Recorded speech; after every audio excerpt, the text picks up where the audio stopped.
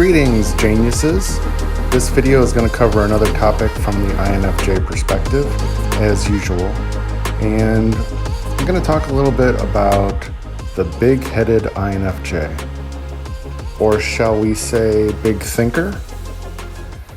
And the reason why I decided to go with the title of big head or big-headed is because INFJs can often come across as, well, stubborn, of course, but I would say as almost know-it-alls. And even as an INFJ myself, I would say that it's something that I struggle with, how I come across when I'm talking to others online, for sure, because that's the easiest to kind of say what I want to say. And over the years, I've learned to not care what other people think, really, whatsoever. And so it's easy to come across that way because it's not just that we're thinking so highly of ourselves, but we've spent a lot of time thinking on the subject that we want to talk about or tell others about. For instance, what I'm doing right now. And so for this video and for every video you ever hear me talk about any subject, I wish I could just have the disclaimer on there that I don't claim to have all the information and to be correct 100% of the time. In fact, I would say just about most things that I teach on or try to give recommendations about, I would say for each individual, for you listening to this, there could be things that apply perfectly to me and they don't apply to you. And that's just the infinite possibilities of life and experiences coming into play, and so many different possibilities that I could never know, you could never know.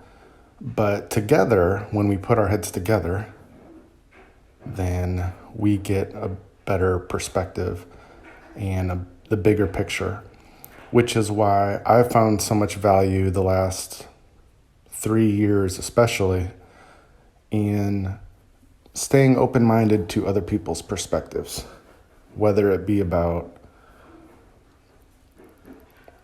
I guess what you could say would be a crazy topic of aliens, or, well, there's other topics that I don't even want to mention on here, and you probably know why. But let's go with aliens, because that doesn't seem to be a trigger word for an example. And I wouldn't say I was always closed-minded about the possibility of aliens, because actually the Bible mentions the Nephilim, which in my mind are aliens. They're giants. They're not of this world as we know it today. So I would say, well, there's aliens, right? And so we don't really know how deep that wormhole goes, as it were. And so that's just one topic. So I've really learned to appreciate, to stay open-minded on just about everything, to at least listen. And sometimes there might only be one point out of a presentation, out of 50, that actually sticks and that I think, okay, yeah, there's something to this. But the all or nothing mentality is really what hurts a lot of people from having a big thinking perspective, big mind versus small mind. And so maybe INFJs do have a little bit of a big head at times, because we just spend so much time thinking about all of these things. But like I said, I almost wish I could walk around with a t-shirt all the time that said, do your own research, I might be wrong, because I really do believe that and think of everything that way, except for certain things that I've had, personal experience with that are sort of common sense things. Like, if you want to be in shape, you should exercise and eat right, right? That's kind of hard to argue with unless you got some magic pill or scientist helping you in the background, and I don't think all of us do here. So I would go with big thinkers. That's what INFJs are. And except for maybe a few out there, which I don't deny this possibility as well, that there are some INFJs that are just still so immature.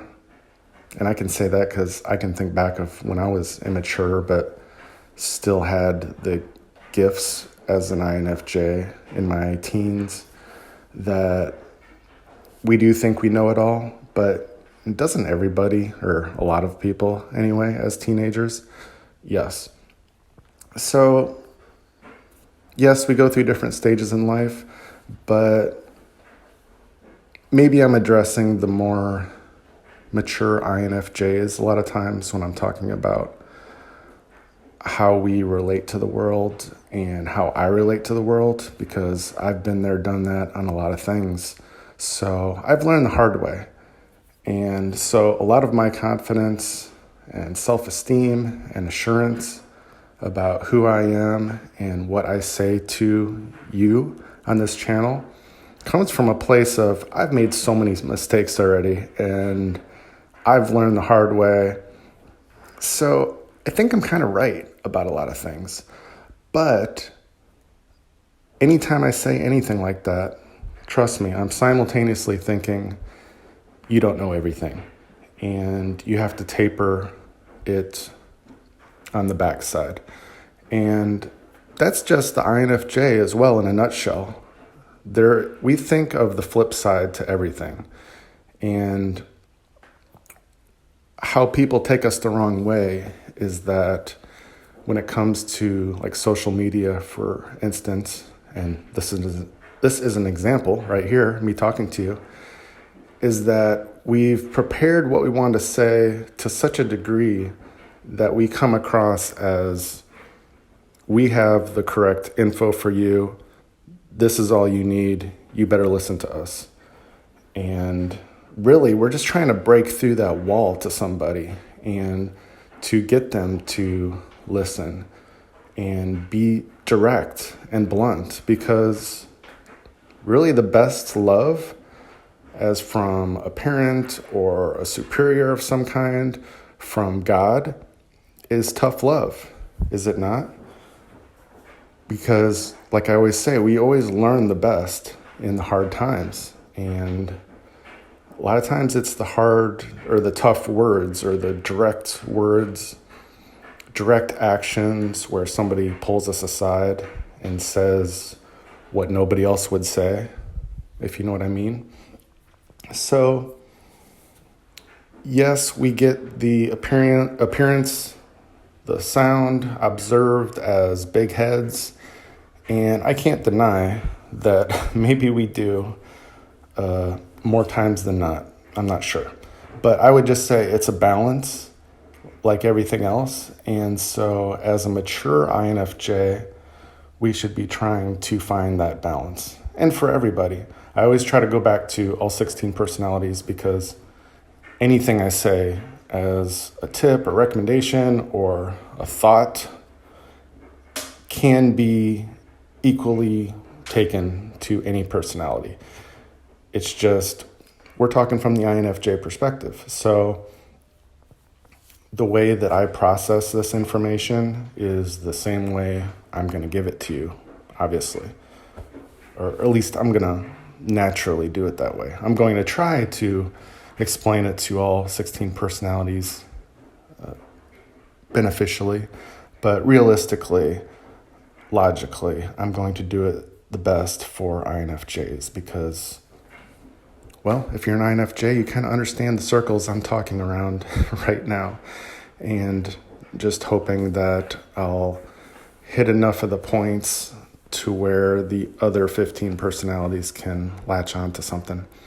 So that's where I stand on the big-headedness of the INFJ and the fact that we're just trying to get the info to you in the best, most powerful way.